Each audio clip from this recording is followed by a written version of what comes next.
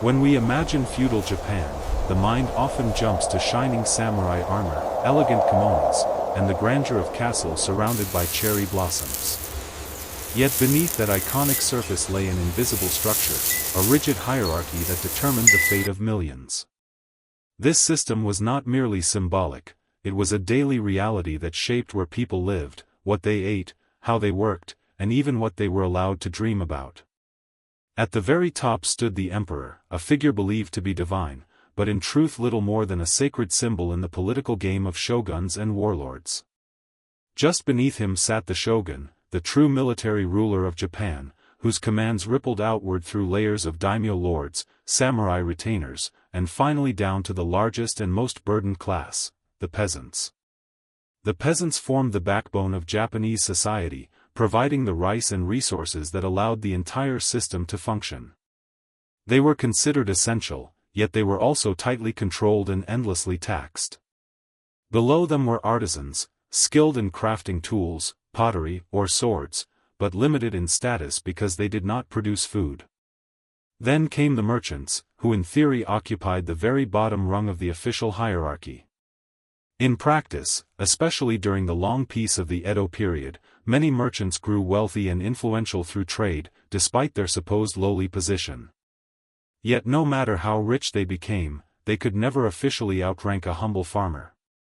Beneath even these groups were the invisible classes, the outcasts, known as eta and hainen, who handled unclean tasks like leatherwork, burials, or executions. They lived on the margins, despised by others but necessary to keep the machinery of daily life moving. For the ordinary commoner, life was defined by one's place in this social pyramid. The hierarchy was not flexible, it was enforced through law, custom, and even clothing. Farmers were forbidden to wear luxurious silks. Merchants were not allowed to flaunt wealth openly, and yet many found ways to bend the rules, quietly sponsoring theater, art, or even samurai households that had fallen on hard times. A peasant could work tirelessly from dawn until nightfall, but his family's destiny would not change. His labor sustained the village, yet his voice carried little weight in the halls of power. This paradox, being simultaneously respected and exploited, was the curse of the commoner. Life at the bottom was not merely about poverty. It was about restriction. Every action was guided by unwritten codes and official edicts. Villages were bound together by collective responsibility. If one family failed to pay taxes or broke the law, an entire community could be punished. This system ensured obedience and discouraged rebellion, but it also created deep resentment. Stories of peasant uprisings, though rare, spread like whispers of forbidden hope, reminding rulers that even the lowliest farmers could become dangerous if pushed too far. In the countryside, the hierarchy was most visible during the collection of taxes. Samurai officials or village headmen would arrive to measure and claim rice harvests, often leaving families with just enough to survive. A farmer could not simply keep his best crops for himself, everything was tallied, counted, and distributed according to the needs of lords and warriors.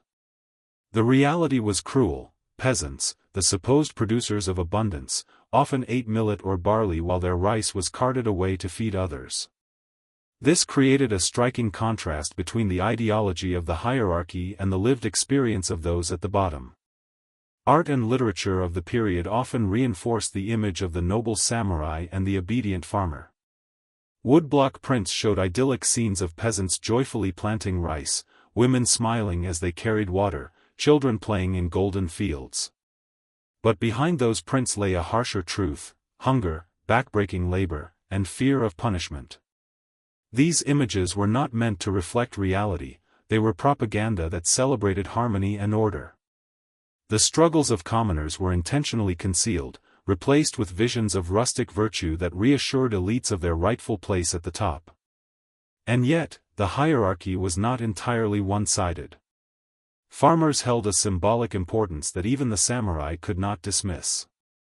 Unlike merchants, who were considered parasitic for making money without producing tangible goods, peasants were seen as the foundation of the land itself. Rice was not just food, it was currency, power, and survival.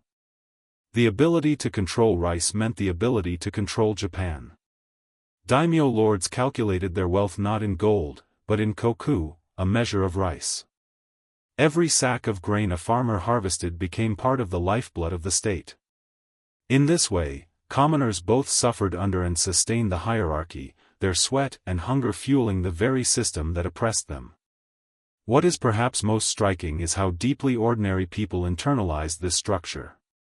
To step outside of one's station was unthinkable. Stories tell of peasants who dressed too finely being reprimanded, of merchants who built extravagant houses being forced to tone down their displays. Even within villages, families compared their relative standing, measuring themselves against neighbors in terms of obedience, productivity, and loyalty.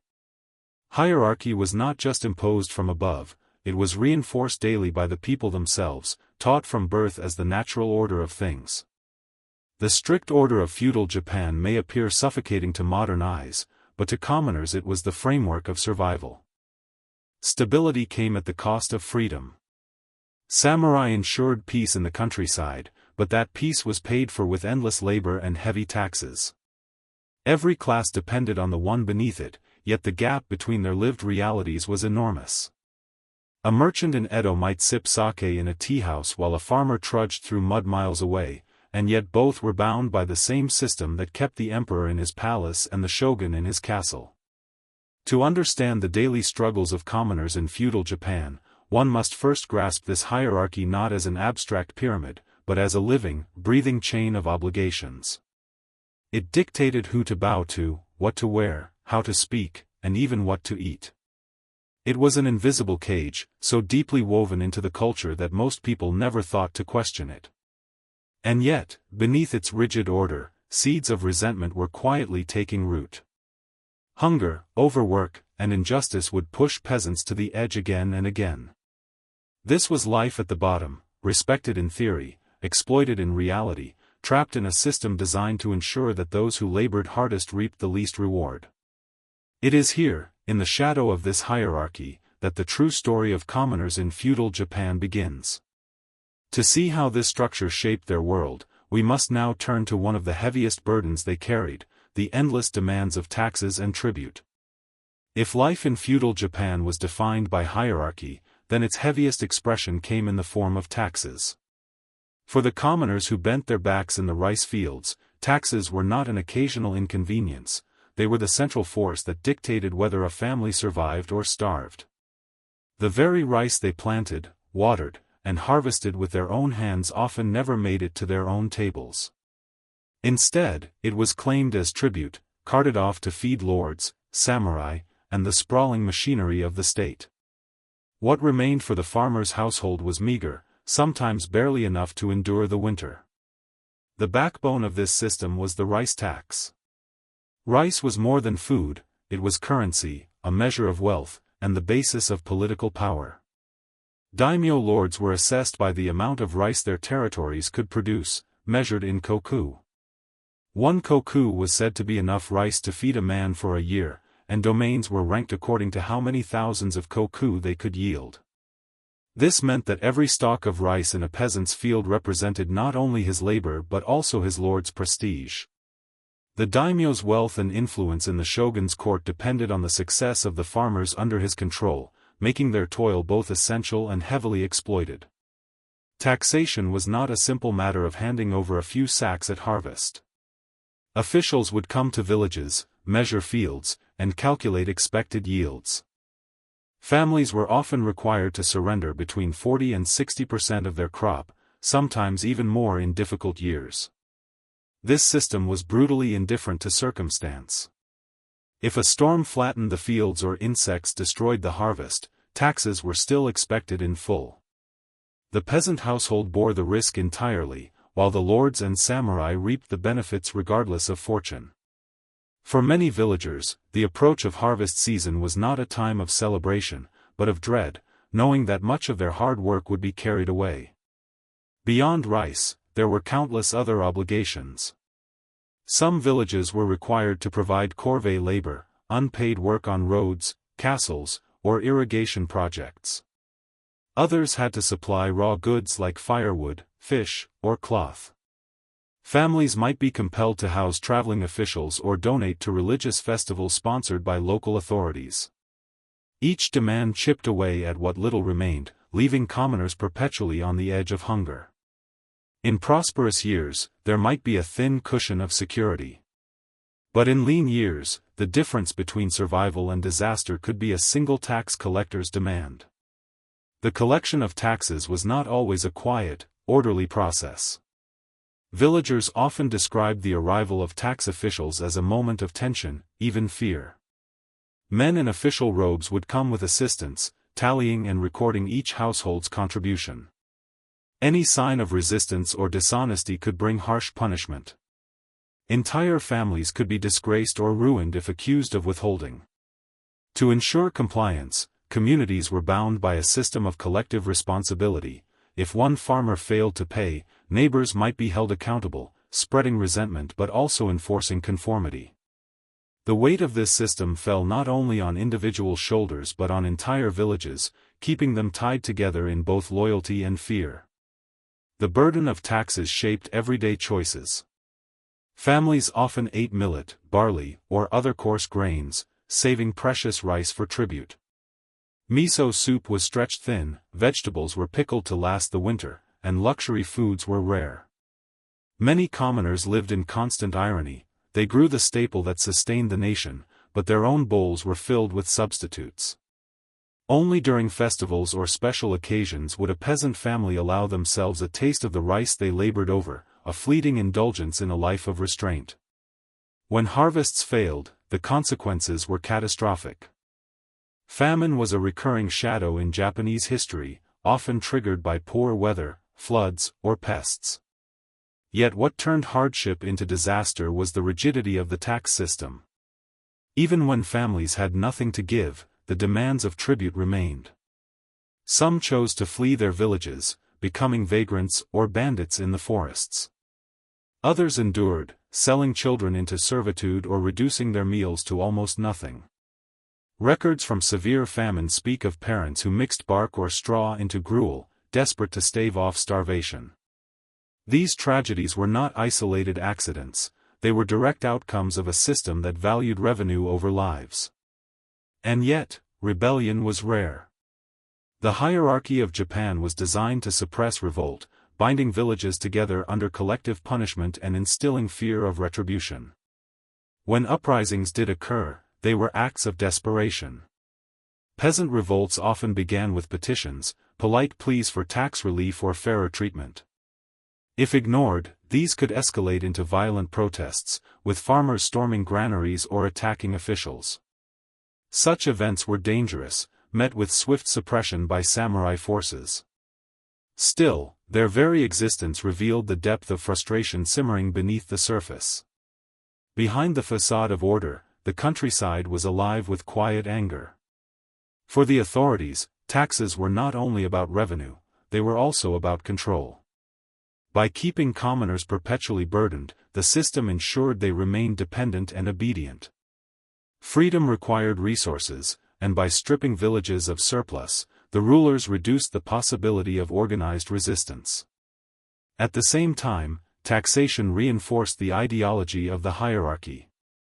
Farmers were constantly reminded that their labor did not belong to them but to the lords and samurai above. Their role was to produce, not to question. The weight of tribute reached beyond economics into culture and psychology. Folktales often carried themes of hunger, poverty, and unjust officials. Songs and proverbs spoke of hardship with both resignation and quiet bitterness. In festivals, laughter and joy offered brief relief, but the reality of tribute returned with the seasons. For the peasant class, life was a cycle of planting, harvesting, surrendering, and enduring. The rhythm of the year was dictated less by nature itself than by the demands imposed from above. The tribute system left scars that lasted for generations. Villages adjusted their traditions, their diets, and even their family structures to survive it. Children grew up watching their parents bow before tax officials, learning early the limits of their station. Dreams were small, bounded by the knowledge that no matter how hard one worked, the lion's share of the harvest would always be taken. This was not only economic suppression but spiritual suppression, teaching commoners to live without expectation of change. And yet, within these struggles lay the foundation of resilience. Families developed strategies of endurance, finding ways to stretch resources, support neighbors, and preserve fragments of joy despite oppression. The story of taxation in feudal Japan is not only one of burden but of survival against impossible odds. To truly understand the struggles of the commoners, one must look at how this relentless weight shaped their daily existence. Taxes were not just numbers on a scroll. They were the aching backs of farmers bent in the fields, the hollow stomachs of children, the hushed prayers of parents hoping for mercy. They were the sound of footsteps as officials approached a village, the sight of carts laden with rice rolling away while families counted their remaining grains. They were the invisible hand that kept commoners in their place, binding them to a system that thrived on their suffering. This unending tribute was the great shadow over peasant life, a reminder that no matter how fertile the land or how diligent the farmer, the fruits of labor were never truly his own. It is within this context of sacrifice and burden that the story of everyday life unfolds. To see how commoners endured these pressures, we must step into their routines, tracing the rhythm of dawn to dusk in the life of a peasant family. The sun had barely touched the horizon when life began in a Japanese village. For the peasant family, there was no luxury of sleeping late. The rooster's crow, the rustle of wind over the rice paddies, and the distant sound of wooden sandals on dirt paths marked the start of another day. These were not days filled with ambition or choice, they were cycles of labor, endlessly repeated, dictated by seasons, weather, and the unyielding demands of tribute. A peasant's life was written in the soil, carved into the rhythms of dawn to dusk, and it began with work long before the samurai in their castles stirred from sleep. A farmer's morning often began before first light. The family would gather in a dim hut with a thatched roof, where smoke from the cooking fire stung their eyes. Breakfast was meager, perhaps millet porridge or a thin soup flavored with miso and a few pickled vegetables. Rice, though grown in abundance all around them, was rarely on the table, reserved for taxes or special occasions. Children learned early not to ask for more than what was given. With bowls emptied quickly, tools were shouldered, and families made their way to the fields. The work was relentless and physical. In spring, fields had to be prepared for planting, dikes repaired, water channels cleared, and seedlings transplanted one by one into flooded paddies. Bent at the waist for hours, men and women waded through the mud, their legs caked in slime, hands raw from constant labor. In summer, weeds had to be pulled by hand, a never-ending battle against nature. By autumn, harvest demanded the entire family's strength, cutting stalks, bundling rice, and carrying heavy loads back to storage. Winter brought little rest, for tools needed mending, roofs patched, and clothing woven. There was always work, always another task waiting, even when fields lay frozen. Children were not spared. From the moment they could walk, they joined in the routines of labor. Young boys scared birds away from seedlings, fetched water, or carried small bundles of wood. Girls learned to weave, spin hemp, or help their mothers with food preparation. Education, if it came at all, was minimal, a temple school in some villages, where children learned basic characters and moral lessons. But for most, the fields were their classroom, and survival their curriculum. By adolescence, children were working alongside adults, their futures already fixed. The home life of peasants was equally simple and demanding. Houses were small, often 1 or 2 rooms, built of wood and earth, with tatami mats if a family could afford them, or bare floors if not. Smoke from a central hearth clung to the rafters, blackening the ceiling. Clothing was homespun hemp, patched and repatched until threads gave way. Luxury was scarce, and comfort fleeting. Privacy was almost non-existent. Families of 5, 6, or more shared the same cramped space, their lives unfolding in plain view of one another. Despite hardship, the rhythm of daily life was not devoid of small joys. During planting or harvest, villagers worked side by side, sharing jokes, songs, and gossip to lighten the load. In the evenings, after a day of endless toil, families might sit together while elders told stories, passing down folktales of gods, spirits, and ancient heroes. Children listened wide-eyed, momentarily transported away from the burdens of their world. These moments of laughter and connection were precious, brief sparks in lives otherwise marked by struggle. Hunger was a constant companion. Meals were plain and repetitive, built on grains other than rice, flavored with miso or salt when available. A handful of vegetables, dried fish, or tofu might be added if fortune allowed. Protein was scarce, and meat almost unheard of. Festivals or religious observances offered rare indulgences, a sweet rice cake, a sip of sake, but such treats were fleeting. For most, the taste of abundance was remembered only in stories. Illness was another shadow over daily life. Medical care was primitive, often relying on folk remedies or prayers at shrines. A fever, an infected cut, or a poor harvest could quickly claim lives. Malnutrition weakened bodies, leaving them vulnerable to disease. Families buried children, parents, or siblings with a regularity that etched grief into the fabric of village life. Death was never far away, and yet life continued, the fields demanding attention regardless of loss. The seasons ruled everything. Spring brought hope, but also anxiety. Would the seedlings take root? Summer was grueling, the heat unbearable in the paddies.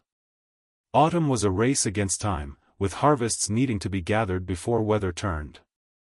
Winter tested endurance, with long nights and meager supplies. Each season carried its own dangers: drought, flood, pests, frost. A year of good harvest could be undone in a single storm. For peasants, the unpredictability of nature was both their livelihood and their greatest enemy. And over all of this loomed the weight of tribute. Every hour of work was done with the knowledge that much of the harvest was not truly theirs. The arrival of tax collectors was a dreaded event, often leaving families with only scraps after quotas were met. The irony was bitter: surrounded by fields of rice, peasants often ate less rice than the samurai who took it from them. They endured, not out of choice, but because survival demanded it. Yet even in hardship, there was resilience. Villages formed tight-knit communities, where cooperation was essential.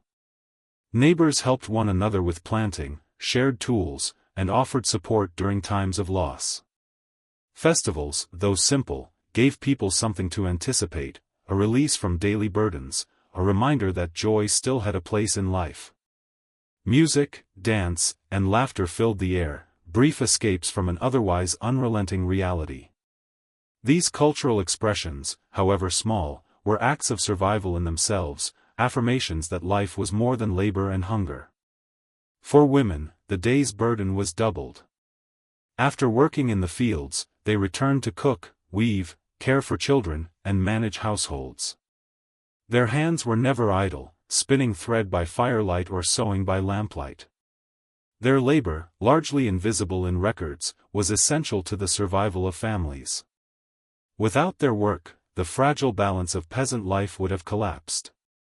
This cycle, work, hunger, small joys, and constant vigilance, was the rhythm of existence for millions. A day in the life of a peasant was not extraordinary, it was grindingly ordinary, defined by repetition and endurance. Yet within that monotony lay the story of Japan itself. Every castle built, every feast held by the elite, every battle fought by samurai was sustained by the unseen toil of these villagers. They lived lives of anonymity, but their labor was the foundation of the nation. As night fell, families gathered once more around the fire. The day's work was done, tools set aside until dawn. Meals were eaten quickly, stories told, and prayers offered for health, good harvests, and protection from calamity. Children drifted to sleep on straw mats, while parents whispered worries about taxes, weather, or the coming season. Outside, the fields lay silent under the moon, waiting for the next day's labor. And so the cycle continued, unbroken, year after year, generation after generation. This was a peasant's day, humble, repetitive, and filled with struggle, but also marked by endurance, community, and the quiet strength to carry on. To understand their lives fully, we must also look beyond the fields, into the towns where merchants and artisans carved out their own existence. There, a different struggle unfolded, one defined not by soil and harvests, but by trade, craft, and the precarious pursuit of survival in the hidden economy of feudal Japan. While peasants toiled in the rice paddies, shaping the agricultural backbone of feudal Japan, another group moved quietly in the shadows of the hierarchy, the artisans and merchants. On paper, they ranked below the farmers in status, dismissed as secondary, even parasitic. Artisans did not grow food, and merchants merely moved goods from one hand to another, supposedly adding nothing of value. Yet in practice, they carved out a vital space in society, sustaining daily life with their skills and ingenuity, and over time, they created a hidden economy that challenged the rigid ideals of the social order. Artisans were the craftsmen of the era, blacksmiths, carpenters, potters, weavers, and sword makers. They supplied the tools that farmers used, the houses that families lived in, the clothes worn by commoners and samurai alike. Their work was everywhere, from the finely balanced blade of a katana to the rough clay bowls that held a peasant's meager meals. Yet despite their indispensability, artisans remained confined in status, respected for their skill but never elevated in rank. A swordsmith might create a masterpiece fit for a daimyo, but he would still bow low, his life tied to his workshop, his legacy unrecognized beyond his craft. Merchants, meanwhile, lived with an even greater contradiction. They were officially at the bottom of the hierarchy, scorned by elites for earning wealth without producing tangible goods. Samurai and farmers alike often viewed them with suspicion, as if profit itself was a corrupting force. But in reality, merchants became the lifeblood of towns and cities, moving rice, sake, cloth, salt, paper, and countless other goods across the land. Without them, villages would remain isolated, unable to exchange surplus for necessities. They built networks that stretched along rivers, roads, and coastlines, weaving Japan into a web of trade. In the great cities, Kyoto, Osaka, and especially Edo, the presence of merchants was unavoidable. Edo, the seat of the Tokugawa shogunate, grew into one of the largest cities in the world, a metropolis sustained by endless flows of goods. Rice from distant provinces, timber from forests, silk and cotton from weaving villages, all of it passed through the hands of merchants. Officially despised, they quietly grew wealthy, financing theaters, sponsoring festivals, and even lending money to impoverished samurai who, bound by pride, still required funds to maintain appearances. This irony, that warriors relied on the very class they disdained, was one of the many contradictions hidden beneath Japan's rigid hierarchy. The artisan and merchant quarters of Edo, Osaka, and other towns were places of bustle and noise, filled with the clatter of tools, the calls of street vendors, and the chatter of customers haggling over prices.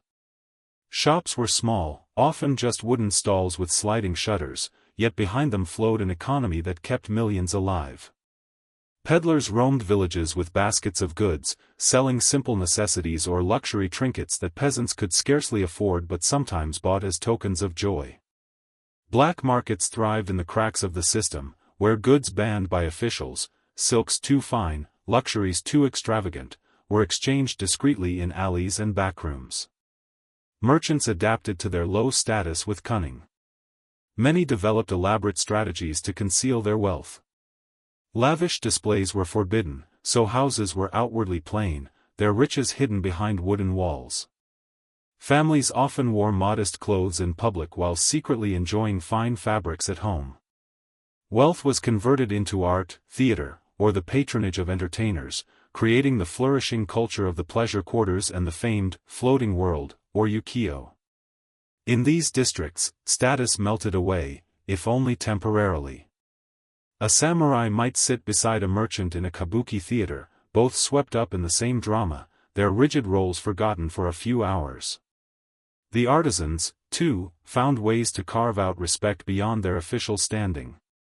A master carpenter could become renowned for building temples or castles. A potter's kiln might produce ceramics sought after far beyond Japan's shores. Crafts became legacies, passed down through generations, with secrets guarded carefully within families. Some artisan families rose to quiet prominence, known by name even if they never climbed the social ladder. Their work outlived them, woven into the fabric of daily life in ways that peasants and elites alike could not ignore. Yet the lives of merchants and artisans were not without hardship. Profit was precarious, dependent on the tides of supply and demand, vulnerable to edicts from above. The shogunate often imposed restrictions on what could be sold, in what quantity, and at what price. Entire fortunes could collapse with the stroke of an official's brush. Fires, common in Edo with its wooden buildings and narrow streets, could destroy shops and inventories in hours. And though some merchants became wealthy beyond imagination, most lived modestly, eking out small margins to keep families afloat. The tension between appearance and reality was constant. Samurai might scoff at merchants, but debts tied many warriors to the very men they disdained. Peasants might outwardly hold higher status than traders, yet they envied the goods merchants brought from afar.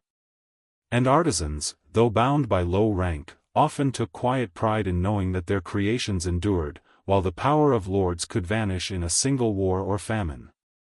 In this way, the so-called lowest classes found subtle ways to assert their significance, even within a system designed to minimize them. In the tapestry of feudal Japan, artisans and merchants represented both stability and subversion. They sustained daily life, providing tools, clothing, food, and entertainment, while also nurturing the hidden currents of wealth and influence that contradicted the official order. Their quarters bustled with energy, their networks stretched across provinces, and their quiet wealth seeped into places it was never meant to reach. Behind closed doors, the hierarchy was already bending, though it would take centuries for it to truly break. For the common people, the presence of artisans and merchants offered glimpses of variety and connection beyond the village.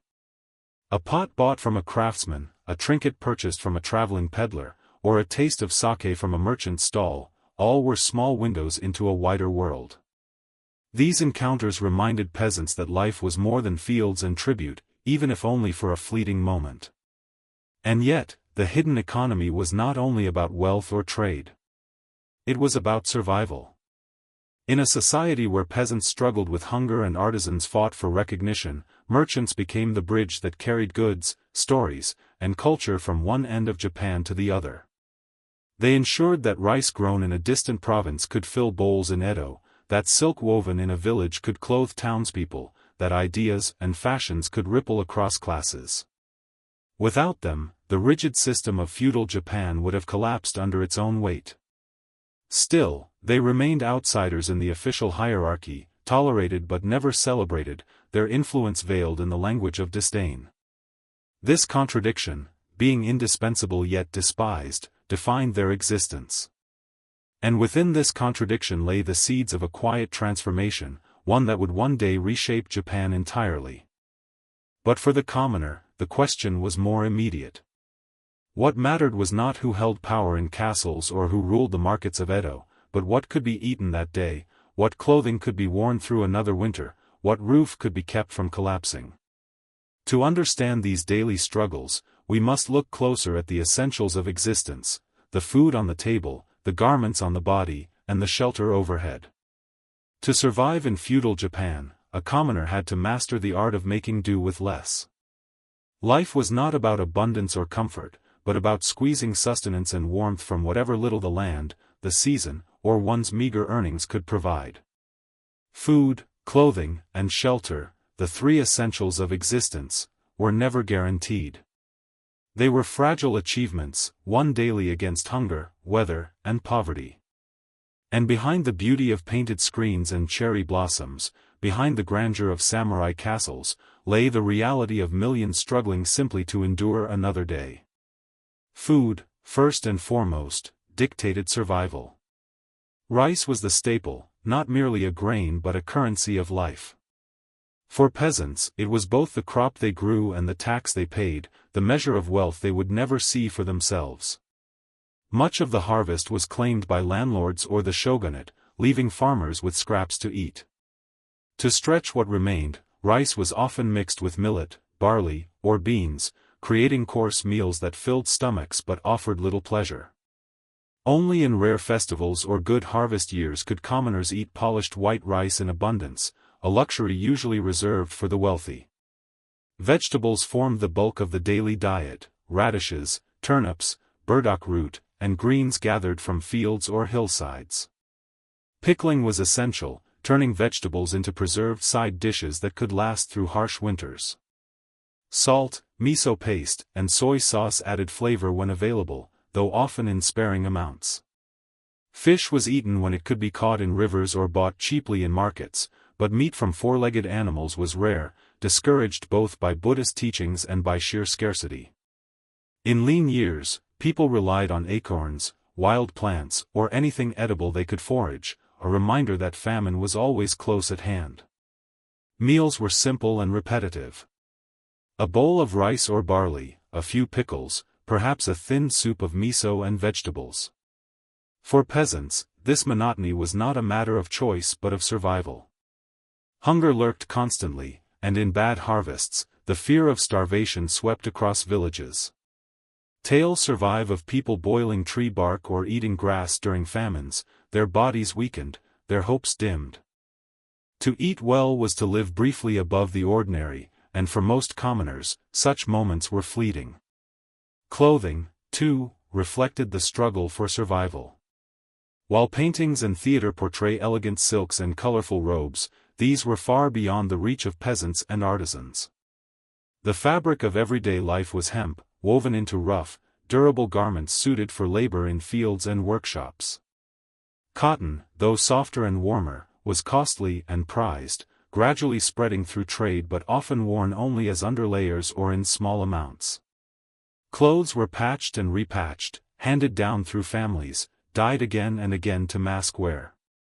The vibrant colors of the elite, reds, purples, deep blues, were a world away from the muted browns and grays of the common people. In winter, the struggle grew harsher.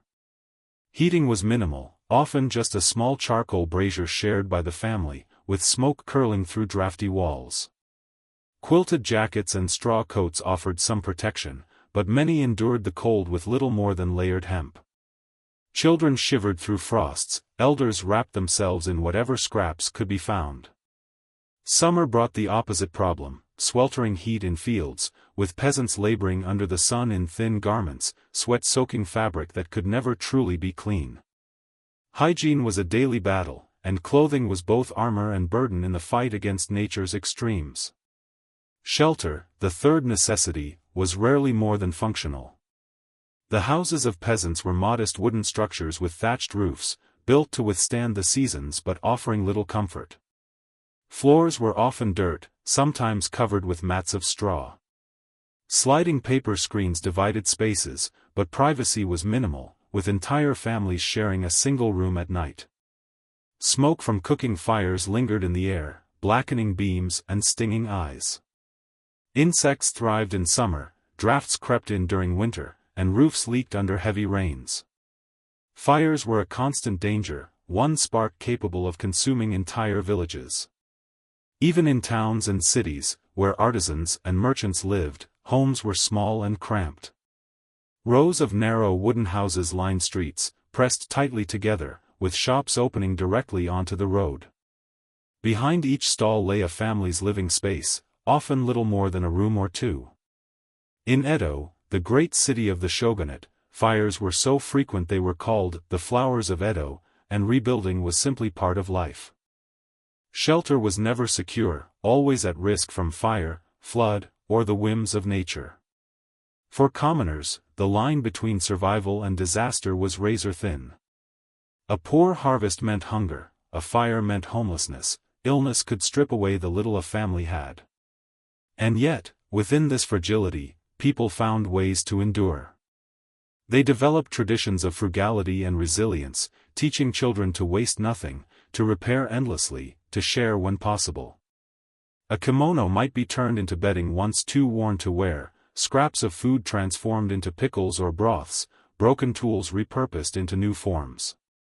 Survival was not just about what one had, but how cleverly one used it. There were, of course, moments of reprieve. Festivals offered brief escape from hardship, with stalls of food, music, and dance. On such occasions, even poor families might splurge on treats like grilled fish, rice cakes, or sweet dumplings, savoring the taste of joy. Weddings and seasonal rituals provided excuses to wear better clothing, borrowed or hand-me-down, stitched with care for rare celebrations. Community gatherings reinforced the sense that even in poverty, life held threads of beauty and solidarity. But these were exceptions. The daily reality remained one of scarcity, repetition, and compromise. Commoners measured wealth not in gold or rice stores but in the ability to eat 3 meals a day, to keep children clothed through winter, to repair a roof before the rains. To own a second set of clothing, to afford cotton rather than hemp, to eat fish twice in a week, these were luxuries that marked a family as fortunate. This world of bare minimums reveals much about the hidden struggles of feudal Japan. While samurai posed in polished armor and daimyos entertained guests in grand halls, millions of unseen lives were lived in patched garments, cramped huts, and bowls of thin gruel. And yet, it was this world that truly sustained the nation. Without the endurance of peasants in their rough clothes, without the artisans who made tools and shelters, without the merchants who carried food across provinces, the entire structure of society would have collapsed. The struggle for survival was relentless, but it also forged a culture of resourcefulness. Commoners learned to find dignity in simplicity, to survive without complaint, to endure the unendurable. This quiet resilience was as much a part of Japan's history as the battles of samurai or the decrees of shoguns.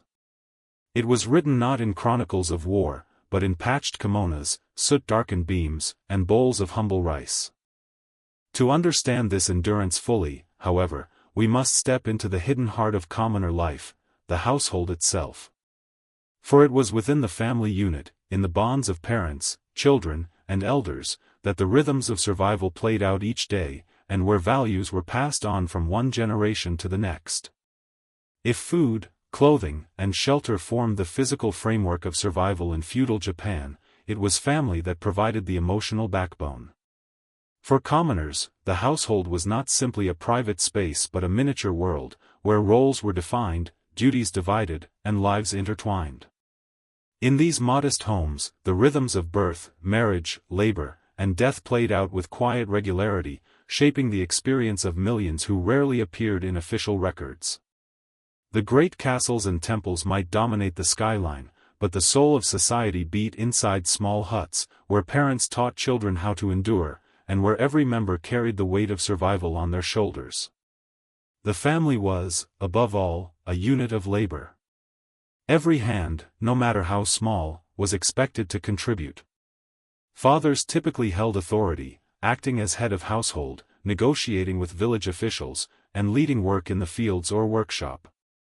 Mothers managed the household economy, preparing food, mending clothes, raising children, and often working alongside men in agriculture or craft. The boundary between male and female work was flexible in practice, blurred by necessity, for survival rarely respected rigid rules. Yet the ideals of gender roles remained clear: men were the faces of families in public, while women carried the unseen burdens that kept households running. Marriage was practical rather than romantic for most commoners. Families sought partners who could strengthen their household, through labor, dowry, or alliances within the village community. Weddings were humble affairs, centered more on shared meals and symbolic rituals than on extravagance. A woman typically moved into her husband's home, joining her in-laws and contributing to the extended family unit.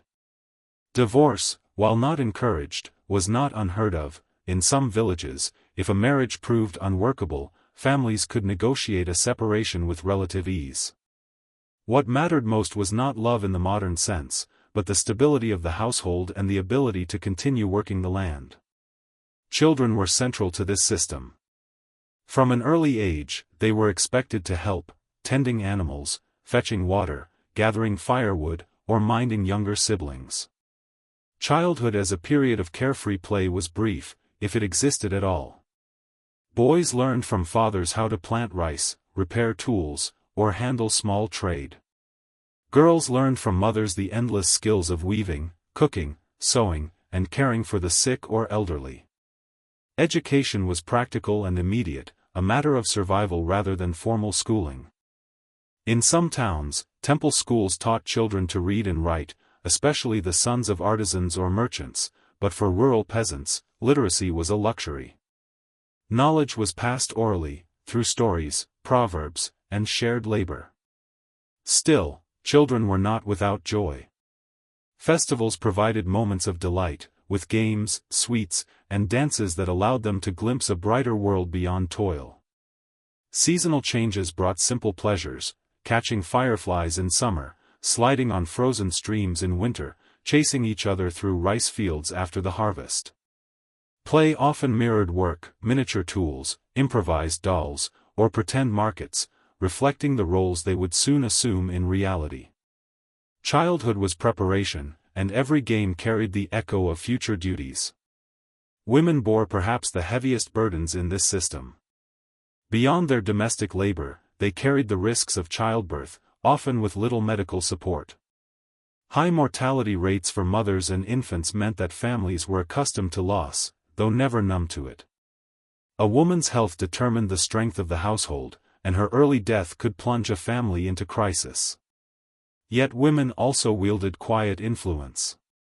As keepers of the home, they controlled the rhythms of daily life, making decisions about food, clothing, and child-rearing. In times of famine or disaster, it was often mothers who found creative ways to stretch supplies, ensuring the family endured. Elders held a respected place within the household. Grandparents, if they lived long enough, contributed through childcare, passing down oral traditions, and maintaining continuity of memory. Their presence was a reminder that survival was not only about the present but about carrying forward the experiences of the past. Respect for ancestors, a value deeply ingrained in Japanese culture, was reflected not only in formal rituals but in the daily deference shown to the elderly, whose wisdom was believed to anchor the household. Family life, however, was not free from strain. Poverty placed constant pressure on relationships. A poor harvest could lead to arguments over food distribution, debts could force children into labor or even adoption by wealthier households, and illness could unravel carefully balanced responsibilities. In extreme cases, families faced heartbreaking choices, selling daughters into servitude, sending sons to work as apprentices far from home, or abandoning infants during times of famine. Such decisions were made with tears but also with the grim understanding that survival sometimes demanded sacrifice. The communal nature of village life shaped family existence as well. Families rarely functioned in isolation, they were part of collective units bound by shared fields, irrigation systems, and obligations to local lords. Work was often organized collectively, with households contributing labor to community projects such as building levees or repairing roads. Social bonds reinforced survival, as neighbors helped one another in emergencies, lent tools, or shared food during lean times. Yet communal ties also brought scrutiny.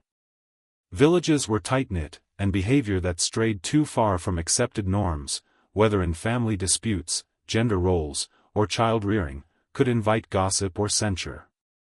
Despite these challenges, the family remained the anchor of meaning for commoners. Life revolved around shared meals, seasonal rituals, and the knowledge that each member's labor supported the others. At night, families gathered around small braziers, eating from the same pot, telling stories, and reinforcing bonds that turned survival into something more than bare existence. It was within these modest gatherings that resilience was nurtured, teaching children not only how to endure but why endurance mattered. The hidden history of feudal Japan is thus not only about samurai and shoguns but about mothers carrying infants on their backs while planting rice, fathers teaching sons how to mend a roof before the rains, daughters learning to weave cloth that would clothe the family through winter, and grandparents whispering stories of the past to children huddled in smoky huts. These small, unrecorded acts carried as much weight in shaping society as the decrees of rulers or the battles of warriors. To truly grasp the struggles of commoners, one must also confront the darker side of this system, the punishments, taxes, and restrictions that loomed over families and could undo their fragile existence in an instant. For beyond the warmth of the hearth lay the harsh gaze of authority, ready to extract obedience, labor, and tribute from even the poorest households. And it is there, in the shadow of power, that the story of commoners' suffering deepens. For the common people of feudal Japan, survival was already a daily struggle. Yet what made it even harder was the weight of authority pressing down on their shoulders. Families not only had to fight against hunger, cold, and disease, but also against the demands of those above them, the lords, officials, and samurai who claimed their labor and harvests as rightful tribute. Taxes and punishments were not abstract concepts but lived realities, shaping every season, every household decision, and every anxious glance at the horizon when a bad harvest threatened to bring ruin. Taxes were relentless. The lifeblood of the feudal economy flowed upward from the rice fields of peasants to the granaries of landlords and the coffers of the shogunate. Rice, measured in koku, the amount needed to feed one man for a year, was the primary form of taxation. A farmer might cultivate enough to sustain his family, but the bulk of it was never his to keep. In many provinces, peasants surrendered 40 to 60% of their harvest to their daimyo or village officials. This tribute was collected regardless of whether the year had been plentiful or plagued by drought, flood, or pestilence. The system left little room for mercy. Even when fields yielded poorly, peasants were still expected to meet their quota. Falling short could mean debt, confiscation of land, or even punishment. Families stretched what remained by mixing rice with millet or barley, watering down soup, or going hungry so that taxes could be met. Some resorted to pawning tools or clothing, hoping to scrape together enough to appease collectors. Others fled villages entirely, becoming outcasts or bandits rather than face the crushing weight of obligation. Taxation extended beyond rice. Peasants might owe labor days, repairing roads, building irrigation channels, or serving in public works projects. Artisans and merchants faced levies on goods, forced contributions to festivals, or fees imposed by guilds sanctioned by authorities. Even daily necessities such as salt, sake, or cloth could be taxed, turning basic survival into a chain of obligations. The commoner's life was not his own, it was mortgaged to the demands of those above. With taxation came the threat of punishment, and the justice system of feudal Japan was harsh, especially for the lower classes. Samurai and officials wielded authority with little restraint, and commoners lived under the constant possibility of public humiliation, corporal punishment, or execution. Crimes could be as severe as theft or as minor as failing to show proper deference. A farmer accused of hiding rice to avoid taxes might be beaten or branded. A merchant suspected of cheating a samurai could lose his shop. Punishments were meant not only to discipline but to terrify, making examples of individuals to keep the community obedient. Public executions were spectacles, carried out in village squares or near city gates. Methods varied: beheading, crucifixion, or burning, designed to instill fear. For those deemed less dangerous, punishments might include exile, forced labor, or tattooing the face to mark them as criminals forever. Even minor infractions could result in flogging, shackling, or being paraded through town in shame. For the poor, the law was not a shield but a weapon aimed at their backs. This imbalance was sharpened by the double standard of class. Samurai who committed offenses were often treated with leniency, judged according to codes of honor rather than strict law. A samurai who killed a peasant in anger might face no more than a reprimand, while a peasant who raised a hand against a samurai could be executed on the spot. The hierarchy was reinforced not just in words but in blood, reminding commoners daily that their lives were considered expendable in service to order. Yet, within this harsh system, communities developed strategies of quiet resistance. Villages sometimes petitioned lords for tax relief after natural disasters, using collective voices to seek mercy. At times, officials would grant temporary reductions, recognizing that starving peasants could not continue working the land.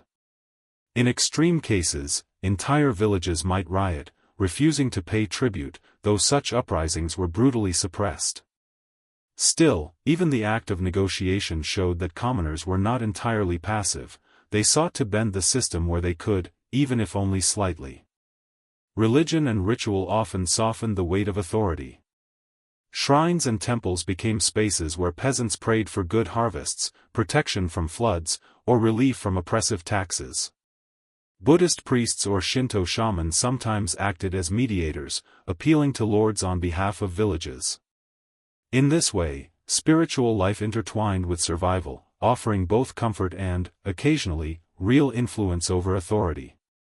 What made the weight of taxation and punishment so devastating was its intrusion into the most intimate corners of family life.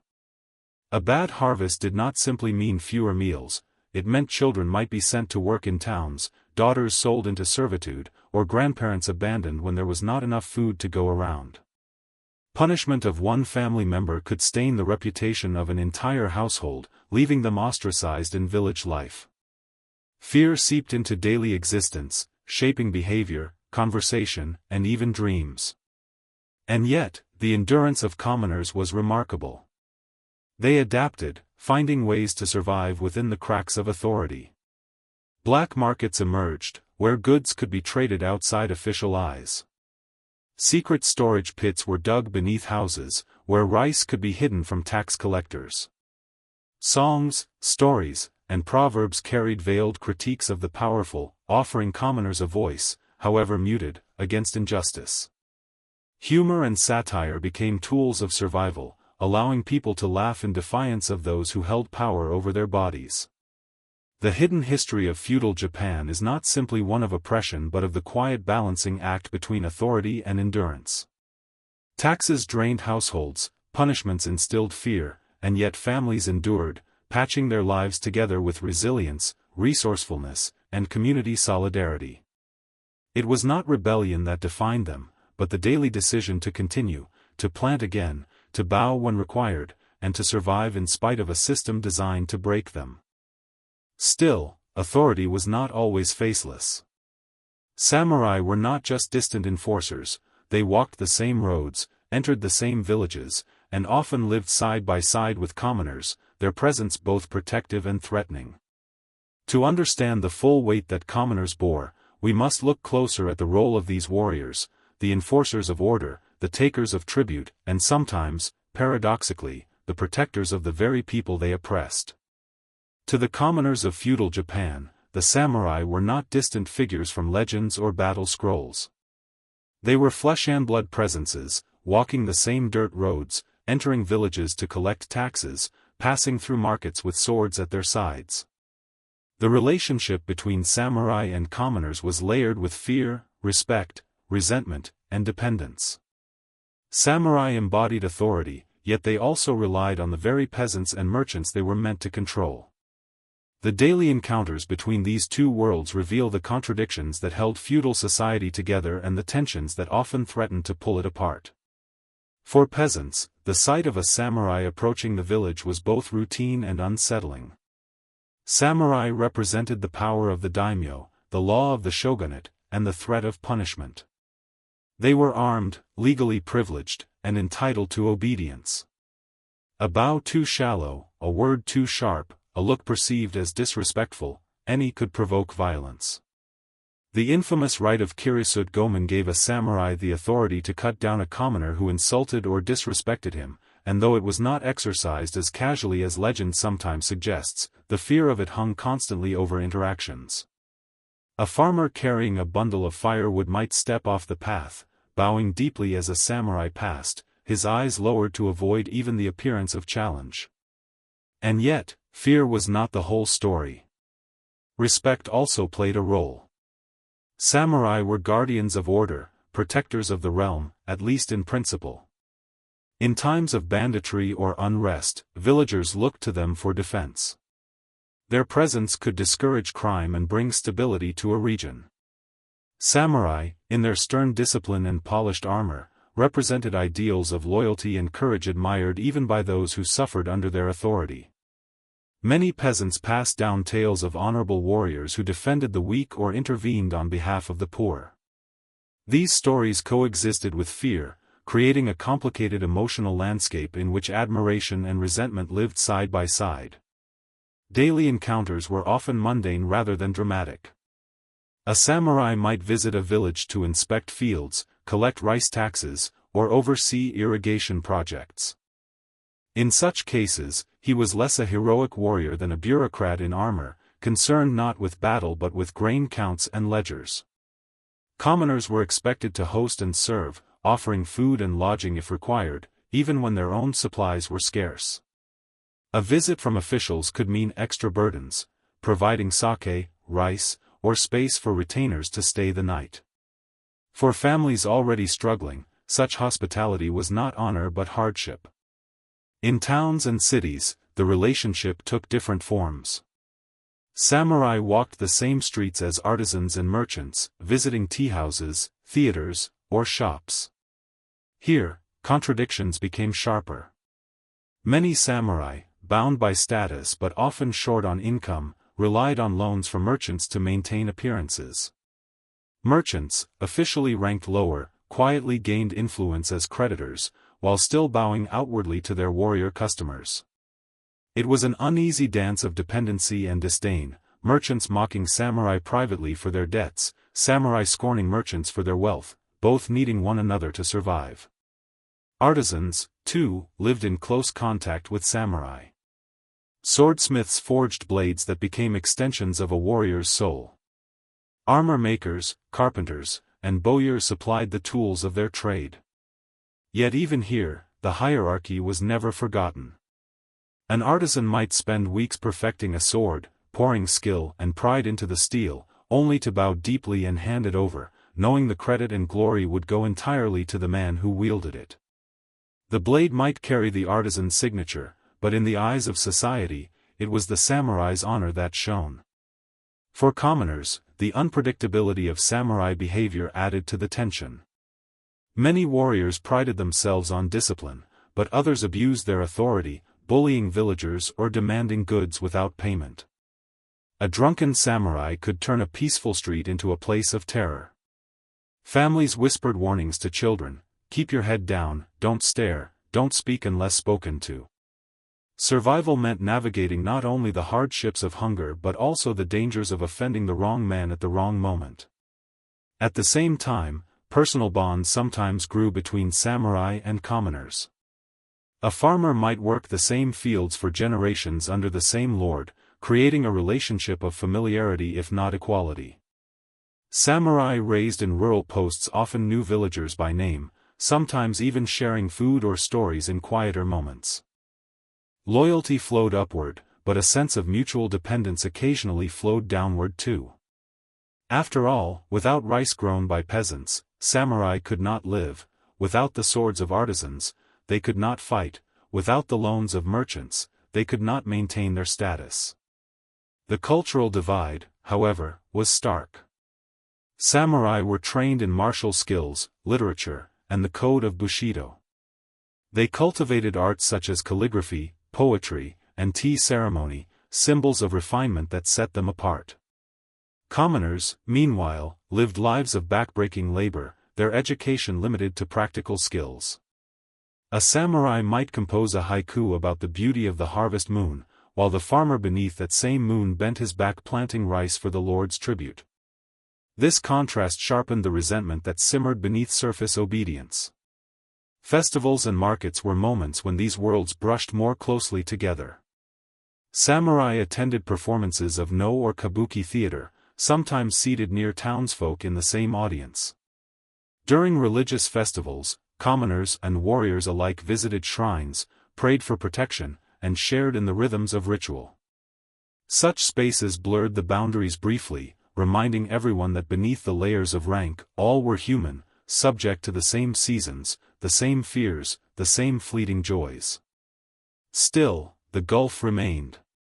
The sword at a samurai's hip was a constant reminder of the imbalance of power, a symbol of both protection and threat. For the peasant in his patched hemp clothes, for the merchant tallying debts in his ledger, for the artisan blackened with soot at his forge, the samurai was a figure both near and distant, one whose presence could bring security, but whose anger could bring death. The daily encounters between samurai and commoners reveal the quiet drama of feudal Japan: fear disguised as respect, authority disguised as protection, dependency disguised as disdain. In these exchanges lay the fragile balance that held the entire society together. For while the sword enforced order, it was the labor of the common people that truly sustained the world. To see how commoners found meaning amid this imbalance, we must turn away from authority and punishment, and instead look toward the spaces where joy, creativity, and escape flourished. For even in lives bound by labor and fear, there were moments of laughter, song, and fleeting beauty, the cultural worlds that commoners built in the margins of survival. For the commoners of feudal Japan, life was a cycle of work, exhaustion, and duty. The fields demanded their sweat, the lords demanded their rice, and survival left little time for leisure. Yet even under the weight of unending labor, people carved out spaces of joy, color, and escape. Festivals, entertainment, and local traditions provided much-needed breaks from the monotony of toil.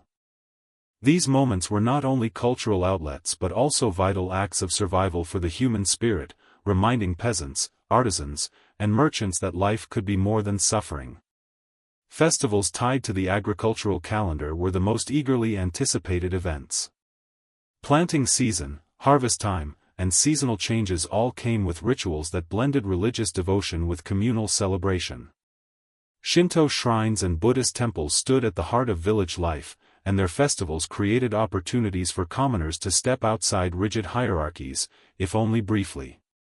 Lanterns glowed, drums echoed, and masked dancers performed to honor deities and ancestors. For farmers who spent most of their days bent over muddy fields, these festivals were moments of release, where laughter and song replaced silence and submission. One of the most widespread events was Obon, the summer festival dedicated to ancestral spirits. Villagers hung lanterns to guide the souls of the dead, while families gathered at graves to clean and offer food. Yet Obon was not only solemn, it was also joyful. Bon Odori dances filled the nights, with circles of villagers, young and old, moving rhythmically beneath the warm glow of lanterns. For peasants, Obon was both a religious duty and a celebration of life, a chance to reconnect with family and neighbors in ways that daily labor rarely allowed. Seasonal festivals also reflected the constant struggle with nature. Spring festivals prayed for a bountiful harvest, while autumn festivals thanked the gods for rice safely stored. Villagers carried portable shrines, mikashi, through narrow streets, chanting and swaying as if to awaken divine energy. Children squealed as they chased after stalls selling sweets, while men competed in sumo bouts staged in open fields. These events stitched joy into the rhythm of rural hardship, giving people the strength to endure the months of backbreaking labor that surrounded them. Beyond religious and agricultural festivals, commoners found escape in entertainment. In towns and cities, kabuki theater exploded in popularity during the Edo period. While originally shunned by authorities for its rowdy reputation, kabuki became a vibrant outlet for storytelling, satire, and spectacle. Its actors, though often considered disreputable, were adored by the masses. Colorful costumes, exaggerated makeup, and dramatic plots captivated audiences, many of whom were artisans and merchants seeking distraction from daily struggles. For peasants visiting towns during festivals, kabuki performances offered a glimpse of a world far removed from the mud of the rice paddies. Puppet theater, or bunraku, also thrived as a form of entertainment accessible to commoners.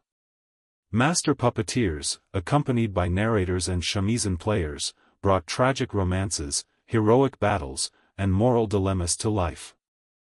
Audiences wept, laughed, and whispered about their favorite plays long after the performance ended. In a society where many peasants were illiterate, these theaters became a way to experience stories and emotions beyond their own daily reality. Music and dance were not confined to professional stages. In villages, local musicians played flutes, drums, and shamisen during gatherings. Folk songs, passed down through generations, spoke of love, hardship, and longing. Women sang as they worked, their voices weaving comfort into repetitive labor. Men performed simple dances at festivals, often humorous, poking fun at local figures or mocking the hardships they endured. These performances, small in scale, were just as vital as the grand spectacles of kabuki or bunraku, because they belonged to the people themselves. Markets also served as spaces of escape. On market days, peasants traveled from surrounding villages to towns, not only to trade goods but also to experience the bustle of urban life. Stalls sold food, trinkets, and charms, while street performers entertained with juggling, storytelling, or acrobatics. For many villagers, these visits were the closest they came to a holiday. They returned home carrying not just supplies but also stories of the strange sights they had witnessed, feeding imagination starved by the monotony of labor.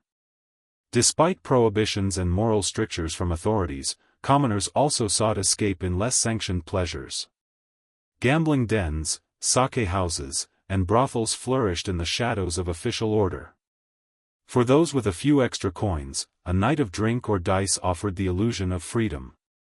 While dangerous, both legally and socially, these activities showed the lengths to which people would go to break from the confines of their daily existence. Samurai, too, often joined these spaces, blurring lines between classes in ways unthinkable in daylight. Religious pilgrimages provided another form of escape, both spiritual and physical. Villagers saved for months or even years to travel to sacred sites such as Ise Shrine or Mount Koya. These journeys offered not only blessings but also a rare chance to leave behind the confines of the village. Pilgrimages often doubled as adventures, filled with laughter, camaraderie, and stories that travelers retold for years. For peasants, the memory of such journeys might sustain them through endless seasons of toil. For children, games provided their own escapes. Wooden tops, small dolls, and improvised toys filled their brief hours of freedom. They played tag in the fields, climbed trees, or splashed in streams. Though childhood was short and responsibilities came early, these playful moments carried a joy untouched by hierarchy or duty. Parents watched, knowing their children's laughter was fleeting, but cherishing it nonetheless. All these escapes, festivals, theaters, music, markets, pilgrimages, and games, were more than diversions. They were essential acts of endurance. Without them, the harshness of feudal life might have crushed the spirit entirely. In the glow of festival lanterns, in the rhythms of dance, in the voices of puppets and actors, commoners found a reminder that they were more than their labor, more than the taxes they paid, more than the fear they endured. These cultural escapes also reinforced community bonds. Festivals united villages, markets connected distant regions, and theaters created shared experiences across classes. Joy was not just personal, it was collective, weaving people together in ways that fields and taxes could not. The very survival of commoners was as much about these cultural lifelines as it was about rice or water. In the end, the escapes of feudal Japan tell us a simple truth: even under the harshest conditions, people will find ways to sing, to laugh, and to dream. And those moments of light, however brief, gave commoners the strength to rise again each dawn, to bend their backs once more to the fields, and to endure the unending weight of their world. Beneath the surface of everyday life in feudal Japan, where fields stretched endlessly and villages pulsed with the rhythm of planting and harvest, lurked an ever-present shadow, the specter of disaster. Disease, famine, and the raw fury of nature struck commoners without mercy, often undoing months or years of hard work in a matter of days. Unlike the battles of samurai or the politics of lords, these were silent wars waged against the most vulnerable. For peasants, artisans, and merchants alike, survival was never guaranteed, not only because of the social order but because of forces far beyond human control. Epidemics swept through villages with terrifying speed. Smallpox, measles, and influenza were the most feared, arriving suddenly and leaving devastation in their wake. With limited medical knowledge and virtually no access to effective treatments, commoners relied on home remedies, prayers, and rituals. A sick child might be fed rice gruel, or charms might be hung over doorways to ward off evil spirits. Yet these acts were powerless against invisible enemies. Families watched helplessly as fevers burned through their homes, taking young and old alike. Mortality rates were staggering, and in some outbreaks, entire villages were left nearly empty. The psychological toll was immense. Fear of contagion bred suspicion and isolation. A neighbor's cough could cause others to avoid their household, while rumors spread faster than the illness itself. Superstitions flourished in the absence of science. Some believed epidemics were punishments from the gods, others blamed wandering spirits or offended ancestors. Buddhist monks and Shinto priests were called to perform purification rites, chanting sutras or waving sacred branches, their voices heavy with the collective desperation of the people. But when the chanting faded and the fires of ritual died down, the sick remained, and the graves multiplied. Famine was an equally relentless enemy. Crop failures, caused by floods, droughts, or poor weather, left villages on the brink of starvation. Rice, the foundation of survival and taxation, could not always be counted on. When harvests were bad, peasants often faced the cruel paradox of handing over tribute to their lords while keeping barely enough for themselves. The government occasionally opened granaries to distribute relief, but often too late or too little to save lives. Starvation was not only hunger, it was weakness, disease, and despair creeping into every corner of the community. The records of famines paint a bleak picture. In desperate times, people boiled grass, tree bark, or millet husks to fill their stomachs. Parents went hungry so their children might eat, yet many children still died. Infants were abandoned at temples, left in the faint hope that monks might keep them alive. Even in larger towns, hunger gnawed. Merchants who once traded rice now sold it at exorbitant prices, profiting from scarcity while others wasted away. The resentment toward the wealthy deepened during these famines, as commoners saw how unevenly suffering was distributed. Natural disasters added yet another layer of hardship. Japan's geography, beautiful but perilous, subjected its people to earthquakes, typhoons, floods, and volcanic eruptions. A sudden quake could flatten homes in seconds, leaving survivors trapped beneath timbers. Typhoons swept through coastal villages, destroying fishing boats that families depended on for their livelihood. Rivers overflowed, turning rice paddies into lakes of ruin. When Mount Fuji erupted in the early 18th century, ash blanketed fields, poisoning crops for years. For peasants already on the edge of survival, such disasters felt like assaults from the heavens themselves. The response to disaster was often shaped by community. Villagers leaned on one another, sharing what little food remained, rebuilding homes together, and comforting the grieving. Temples became places of refuge, not only spiritually but physically, as families huddled within their sturdy walls after floods or storms. Religious interpretations helped people make sense of their suffering. Some saw disasters as divine punishment, others as trials to test their endurance. Festivals and rituals were performed afterward to restore balance with the natural and spiritual world, as though to plead with the unseen forces to show mercy next time. The impact of disaster was not only immediate but generational. A bad harvest year could lead to debts that lasted decades. Famine might cause villages to shrink, as survivors abandoned their homes in search of food elsewhere. Children who grew up during these hard years carried the memory of hunger with them into adulthood, shaping their values, their fears, and their outlook on life. For many, the uncertainty of nature became as much a part of life as sunrise and sunset. Yet amid the devastation, resilience shone. Villagers developed strategies to cope. Some communities stored emergency grain, though corrupt officials often diverted it. Farmers experimented with hardier crops, such as barley or sweet potatoes, to hedge against rice failures. Families passed down survival knowledge: how to forage edible plants, how to prepare bark or roots, how to conserve scarce resources. These practices became woven into culture, quiet testimonies to human determination in the face of nature's cruelty. The suffering of commoners during disasters rarely made its way into official histories, which focused on samurai battles and the decrees of shoguns. But in folk songs, local legends, and temple records, the stories endure. Songs lamented the hunger of famine years, their melodies heavy with sorrow. Legends told of mountain gods angered or river spirits demanding appeasement. Temple ledgers recorded the influx of orphans left at their gates during times of crisis.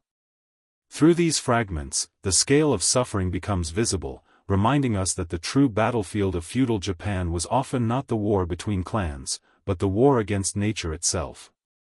What strikes us most today is how disasters revealed the stark inequality of the era. Samurai and lords had storehouses of rice, walls to protect their estates, and the means to flee danger. Commoners had none of these luxuries. They bore the brunt of every epidemic, every famine, every flood. Their lives were gambled on forces they could not control, and too often, they lost. Yet their endurance, their capacity to survive loss and continue forward, was the silent strength that kept society functioning. In the quiet graves of famine years, in the collapsed huts after an earthquake, in the ash-covered paddies beneath a volcano, lies the hidden history of feudal Japan's commoners. It is a history not of glory or victory, but of endurance, an unending struggle against nature itself. And it is in this endurance that the resilience of a people can truly be seen. When we think of feudal Japan, the mind often turns to samurai swords gleaming in battle, to daimyo lords ruling from castles, or to shoguns commanding with absolute authority. Yet beneath these figures stood the true foundation of society, the commoners. Farmers, artisans, merchants, and laborers bore the weight of survival, and it was their hands, their sweat, and their endurance that shaped the Japan we know today. Though their struggles were rarely recorded in official chronicles, their legacy is everywhere, in the food, the culture, the traditions, and even the values that still influence modern Japan. The greatest contribution of commoners was simple but profound: survival. Without the peasants' tireless cultivation of rice, the entire system would have collapsed. Rice was more than food, it was currency, tribute, and the measure of wealth itself. Every grain harvested from muddy fields fueled not only families but also armies, temples, and governments. Samurai could not train without food. Lords could not collect taxes without harvests. Merchants could not trade without surpluses. In this sense, peasants were the silent engine driving the machine of feudal society. Their endurance under crushing taxes and relentless labor ensured that Japan's political order, however exploitative, endured for centuries. Artisans, too, left a lasting mark. The swords wielded by samurai, the lacquerware treasured by nobles, the pottery used in tea ceremonies, all were crafted by skilled commoners. Their artistry infused daily life with beauty and functionality, creating objects that transcended their humble origins. In many cases, these crafts became traditions passed down through generations, forming the backbone of Japan's artistic heritage. The simplicity of design, the perfection of form, and the discipline of craftsmanship reflected values that still resonate in Japanese culture today: patience, precision, and respect for detail. Merchants, though ranked lowest in the official hierarchy, carved out a legacy of transformation.